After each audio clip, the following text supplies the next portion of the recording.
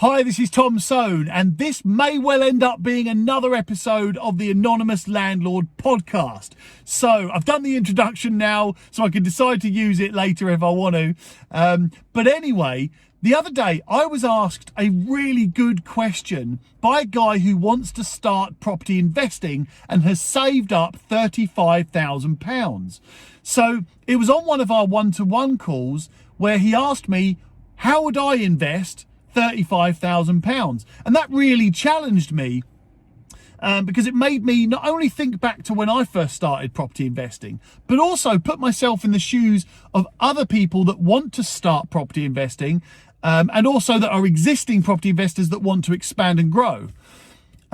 So as everybody knows, I offer one-to-one discovery calls. Well, I call them discovery calls anyway, because it's for me to discover other people and other people's situations.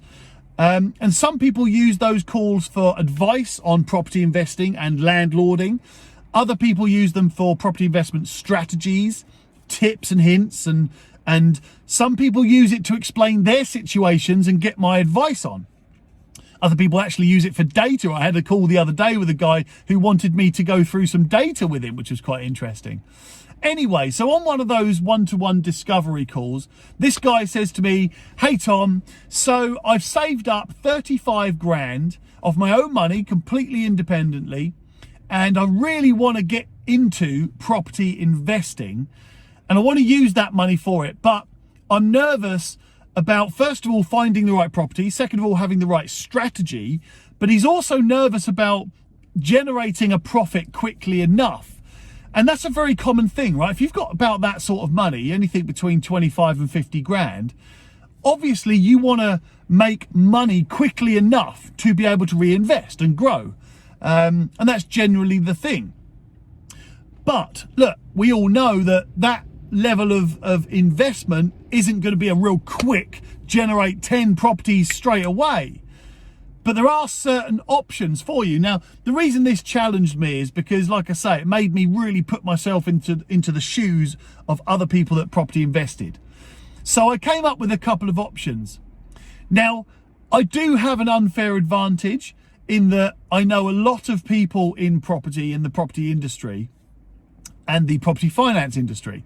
So I tried to make it that I didn't have any contacts, I didn't have any other money, I didn't have any sources of funds, and because I get people offering me properties a lot, property investment deals a lot, and I also get people offering to fund my property investment deals a lot. I also get a lot of offers for joint ventures as well, so it would be unfair if I just said, well, I'd take that 35 grand, I'd go and speak to all my friends and then make a ton of money. So I started from scratch in my own head, in my imagination this is. I started from scratch and I put a little bit of a strategy in place for this guy to follow. And I'm not going to mention any names, but anyway, the first thing, objective number one is actually I would want to turn that 35 grand into about 50 or 60 grand, first of all, and as quickly as possible.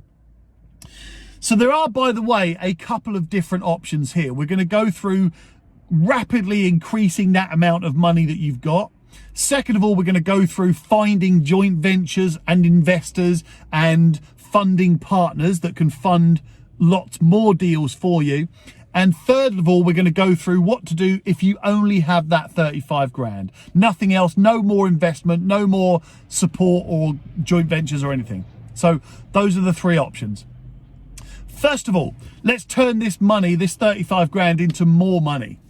Now, I would immediately start looking around for areas in the country that 25 grand would be approximately a 25% deposit. Now, I know that I've said 25 grand there and I'll explain that. So if I've got 35 grand and I'm going to buy a property, the chances are I'm going to spend about 2,000 to 4,000 on stamp duty. I'm going to spend about 1,000 quid on legal fees, another 1,000 quid on finance fees like a mortgage broker, your arrangement fee, your survey, another 1,000, maybe 2,000 on that, depending on how you buy it. So you're going to be looking at a good sort of 6 or 7 grand just on fees, stamp duty, legal fees, and buying finance fees and all of that. So also you're going to need a little bit of money left over just in case you need to do any light refurbishments as well. So therefore I'm leaving 10 grand out of this and using 25 grand as a deposit roughly. Now I might be able to do something for less than that, which would be a bonus. But there's a couple of rules we need to play by here. If you're going to buy a low price property, then the mortgage lending minimum is normally about 50 grand. So that's normally the minimum loan that a lender will provide. So remember that. So if I'm going to use this as maximum numbers, then it looks like I'm going to buy a place for somewhere around 100 grand. I might get a lot less than that, of course, but if I buy a place for 100 grand, I need a deposit of 25 grand, and then I've got my legal stuff covered, my stamp duty covered, financial fees covered, and then I've got a bit of money to spend on it, do a bit of graft, get it up together, hopefully to resell. So if I do that very quickly, then I'll be able to immediately turn 35 grand into, actually, let me just step back a bit, because if you're only going to do a very light refurb, the chances are you're not going to make 30 grand profit on a property. A 30 grand profit on a property normally means you're going to do a full refurbishment. Now, I'm assuming, by the way, that you're not a builder or something like that. That kind of negates it. I'm not a builder, and this is what I would do, right? So I'm not a builder. I wouldn't go in and do all this work. I might go in and do a bit of the graft myself to try and cut back the labour costs. But generally speaking, I would go in, do a light refurbishment on a property and hope to make between around 10 to 15,000 pound in profit. Now, how would I find those properties, and how would I find those areas that would be a good demand area, a good growth area, or an area that I think would be a popular sales market? So look, you're going to need to do a bit of research on this.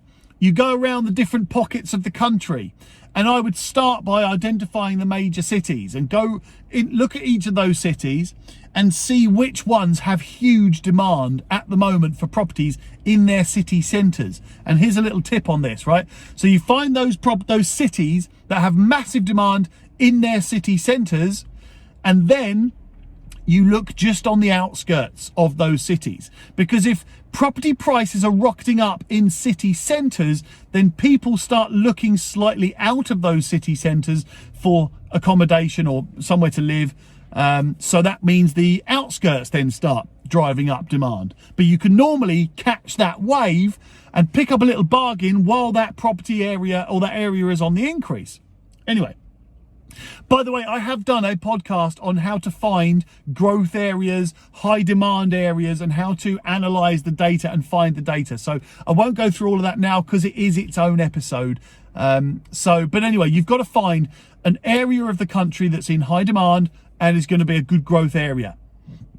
So once you've found that spot, you can then start looking for the properties. Now, you're a little bit limited on price, so you're probably not going to be investing in the south and southeast. You might be able to invest in parts of the Midlands and Wales, northeast, northwest, but you certainly won't be able to go anywhere in the bottom end of the country. So now let's just say we found a couple of growth areas and high demand areas, and we've identified a couple of rundown properties that just need a bit of TLC, light refurbishment, and you've done your due diligence. And remember, I did that episode on due diligence. That's another episode on its own, which I can't do over on this one. But you've done your due diligence, the necessities of due diligence as well. Please don't get the due diligence wrong. That's so important. I see people get it wrong so many times. But you've done your due diligence and you've identified, hey, here's, let's say 10 properties. We found 10 properties, which I think are good investments. By the way, sorry if I keep slipping into telling you what to do. This is actually me. So I'm trying to tell the story of what I'm doing, but I'm also trying to teach you what you should do. So I found 10 properties, let's just say, which I think are half decent investment opportunities. I then I've done my due diligence, they all tick the boxes, and then I contact all the agents and book the viewings in, of course. So I'll make myself as available as possible because I want to get into these properties quickly. And there are loads of ways, even on Rightmove, that you can find properties that are good investments and perhaps open to lower offers. Again, go through that another time, but for now, let's just say I've found 10 properties that I think are good investment opportunities. So I booked the viewings, and I'm so flexible on the viewing times. I'll get out to these viewing times whenever an agent wants me to get out to them. I go out to these viewings, and I do my little checks on the property to check for any damages or any structural issues, anything I can identify. And remember, I've got my checklist. You've all seen that video. I'll go through that checklist just to make sure I'm not buying a dud. Now, out of those 10 properties, I would expect to make an offer on 8 of them. Remember my 80-20 rule. So I would expect to make an offer on 8 of those properties. And out of those 8 properties, I would expect to have 2 offers accepted. Now, here's my dilemma, and this leads on to option number 2. So let's say out of those 2 properties that I've had an offer accepted on, I buy one of them myself, of course, because I'm going to make about 15 grand profit. I expect 10 to 15 grand profit on that. However, I now have another really good property investment that has a sale agreed at a really good price. So now I can't buy both because I've only got 35 grand and I can only afford to buy one. So I go back into all the Facebook groups, all of these Facebook pages, and I start saying, hey, I need some help. I found this property. I've had an offer accepted of £80,000. It only needs a few grand spent on it. And I'm looking for either somebody who wants to buy it or somebody who wants to fund me buying it.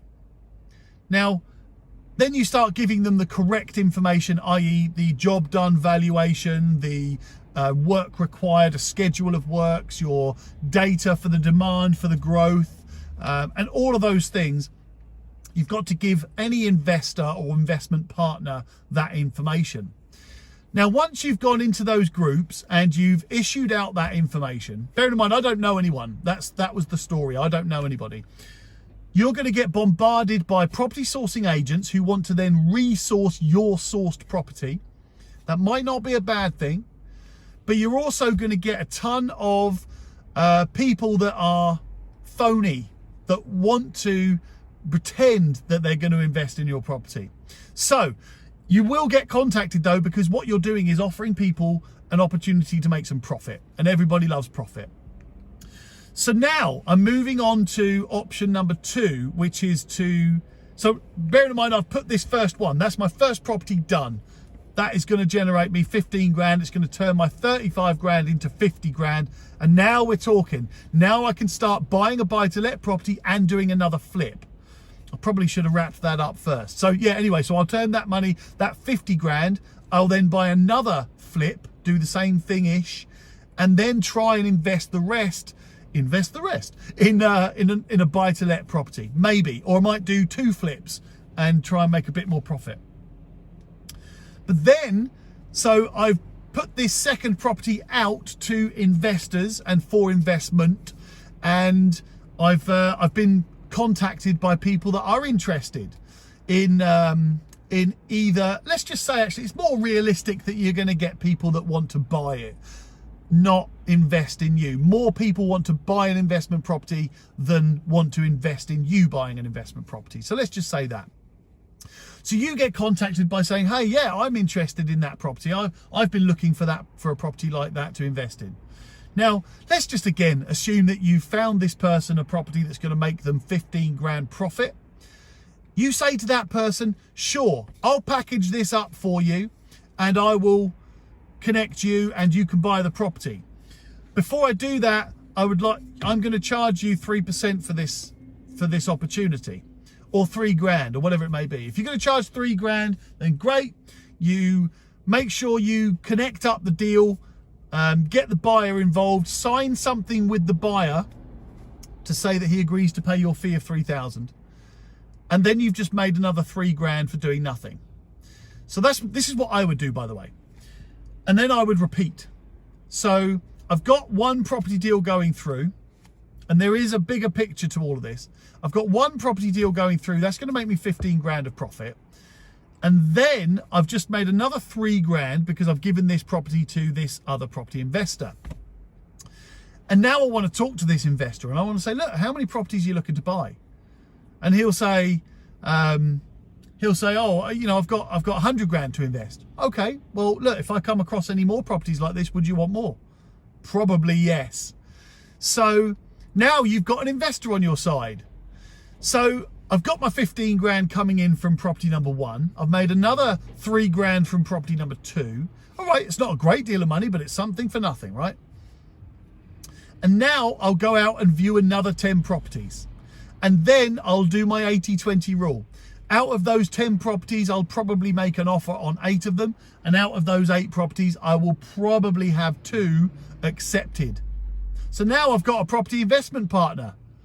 So I offer it again to him.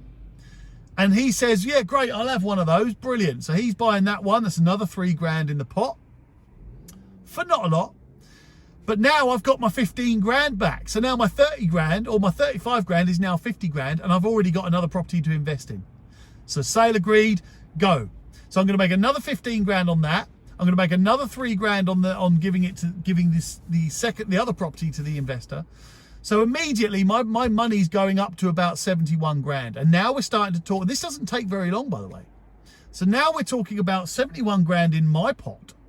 Well, there or thereabouts. Obviously, I'm generalizing this because there are fees involved and you always have to pay out fees. So it might not end up being 70 grand. It might end up being less, but I'm just making figures up here. You get the strategy. So strategy number 2 is just that. I would be investing in property myself as and when my cash flow allowed it, whilst continuing to go out viewing properties. And I'd be viewing 10 a week. 10 a week. And yes, I've got a full-time job, but you could still view 10 properties a week. You can see 5 on a Saturday and 1 a day during the week, if you really want to. If you're serious about making money. If you're not, then go and see 1 or 2 properties and it will just take a lot longer, that's all. So yes, I would continue going out to 10 properties a week, making 8 offers a week, and I would get 2 of those sale agreed. And out of those 2 properties sale agreed, I would try and buy one myself. But if I can't buy one myself, I would be offering it to other property investors. Simple as that. Rack up your pot, your cash pot, until you've got enough in that pot again to reinvest. And then you've got your property that you've done a flip on, you reinvest that. And then eventually you'll get to that stage where you've got enough money in your pot to be able to start buy, refurbish, refinancing. And that's a really good way of quickly ramping up your portfolio now. So that's where you buy a property, you refurbish it to add the value, and then you refinance that value back out. So effectively, you buy a property, then get all your money back and you keep the property. Now, of course, you're leaving a lot of equity in there, so you always have that to fall back on, but you are accumulating your portfolio and then generating net profits from the rent. So from there, that's when we can get into buy, refurbish, and finance. But for me personally, I would be doing both. I would be doing flips so that I can ramp up the cash pot quickly again and then reinvesting. And then when I get to a certain level, I would buy, refurbish, refinance, or I call it flip to let, but it seems to be more common to call it buy, refurbish, refinance. And then I would buy more properties, accumulate more portfolio, do more flips, do more portfolio, do more flips, more portfolio, more flips, continuously. So my cash pot is rocketing upwards and my portfolio is rocketing upwards. Now, I mentioned about my property investment partner, the guy that I'm giving property investment deals to. Now, that's great. So now if I'm ever not buying, I know I've got an outlet, and you might well get to the stage where you need a few property investment outlets. So investors that want to buy properties and are happy to pay you a few grand a pop. Now, bearing in mind, if you come across a particularly big deal for somebody, they will pay more. If they're going to make a ton of profit, if they're going to make 30 grand profit, they probably won't mind paying you 5 grand. And if they begrudge that, and if they begrudge paying you 5 grand out of their 30 grand profit, move on, get someone else. There's enough money in property for everybody to make profit. And it's just silly and greedy if people think otherwise. So now you've got your cash pot ramping up through flips. You've got your portfolio ramping up through buy to let and buy refurbishment finance. And you've also got an outlet who's going to pay you 3 to 5 grand for every property you give them. Because you're continuing, by the way, you're going to carry on doing 10 viewings a week, 10 viewings a week, 10 viewings a week, 10, 8 and 2, 10 viewings, 8 offers, 2 accepted. So now we move into a bigger picture, because you've got that little setup beautifully. And that, by the way, if you do that properly, you will end up with a serious amount of money coming into you. I promise you. If you don't do it properly, then of course you won't. If you don't stick to those numbers or more, then of course you won't. And everybody can work at their own pace. As you can see, it's just time scales that change. If you do this as fast as I would do it, then you would make a good amount of money. If you do this slowly, you will still make money, but over time. If you don't do it at all, you won't make a penny. Anyway, so next we want to start scaling up. And what we've done is we've built this beautiful little property business, right? Where we've got properties that we're buying. And again, I've gone back to I've got properties that I'm buying and turning into more cash. I've got portfolio that's generating cash flow and growth in appreciation, appreciation in value. And I've got an outlet, someone that will buy from me, a really good little structure and a base foundation for a property business. So now that's all in place, I'm going to start increasing and I'm going to scale up my business now. And that's when I start going out for joint ventures. Because I promise you, if you continue to go out to 10 viewings per week, 10 viewings a week, make 8 offers, don't be greedy, by the way. And also there is that podcast that you must listen to, which is how to make offers through estate agents. And there's a video of that one as well. So if you're not on the if you don't listen to podcasts, watch the video. It's on my Facebook page. So yeah, don't be greedy. Just make your offers and you'll get 10 viewings, 8 offers, 2 sales. Agreed. So now we're going to go bigger. If you keep doing that, you will be offered bigger deals, bigger plots, bigger projects, bigger property profits. So you'll start getting into the big refurbishments where a house, for an example, needs a full renovation, top to bottom, back to front. Now, when you start getting into those, if you haven't got enough cash yourself, this leads us to option number 3, which is where I will go out for joint venture partners. And joint venture partners is what's going to separate you from making good money from you making great money. Because now you can start going for bigger deals, bigger projects. And bearing in mind, don't be scared of these things either, because a bigger project is exactly the same as a little project. It's just got an extra 0 on the end. Nothing more than that. You'll still have the same problems, still same challenges, no issues. So anyway, yeah, we're going to go after joint ventures. Now, you will, I promise you stick to those numbers, you will be offered those bigger deals. Find one of those bigger deals. Now go back into those Facebook groups and say, I'm looking for joint venture partners. This is the deal I've come across. Package it up. Give the main information that property investors would want to know. And once you've packaged that deal up, you've put it out into those groups, you're going to start networking with those people now. Now, here's another little thing. If you've been doing this correctly, you will also just, by default, just meet other property investors, property sourcers, funding partners, joint venture partners. You'll just meet them if you want to, if you put yourself out there to do that. So now you've got, let's say, a big, massive, great big house, and there's the opportunity, or a big building, and there's the opportunity to turn it into 4 flats, let's say. But you haven't got enough money yourself, so you go out to a joint venture partner. Now, I'm going to split the joint venture thing into 2.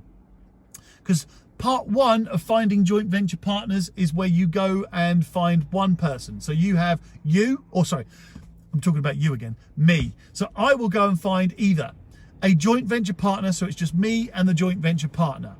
The joint venture, we just split 50-50 down the middle in cash, and then we split the profits 50-50 too. Simple as that. We also take on the liability 50-50. We share the risk 50-50. Simple. But option number 2 is you have multiple joint venture partners. Now, here's a hint. Make sure you are already, or it's all agreed amongst you and the joint venture partners, that you are the lead. You are the project manager, right? So that then you've already preset in advance, this is the schedule of works. This is what everybody is investing. This is what we're intending everybody to get back. These are the comparison quotes of job done valuations, or gross development valuations, GDV. And so basically all the information and evidence out there to show what the plan is. But you must insist that you are taking the lead on this. So you will be the one that solves problems. You will be the one that decides what colour carpets and all of that. And the others must agree to that. Otherwise they don't join you. Simple. There is a reason for that as well. It's because if you've got too many people arguing all the time, property deals just don't get done. So yeah, so of those two things, again, I would put myself out to the groups. I would go out to networking events and property events and so on, just trying to find joint venture partners. And that's when we start making some serious money. Now, there's a bigger picture even more here. Another bigger picture. I love a bigger picture. Because you now have experience. So you can start approaching other bigger investors and show them, hey, this is a block of 4 we developed. Here's 10 properties I flipped myself. Here's another 10 properties I passed over to Mr. and Mrs. Property Investor here. Here's 5 properties that me and this single joint venture partner did. You're showing diversity and real investability. That's a great word, investability. Shows that somebody can invest in you reliably.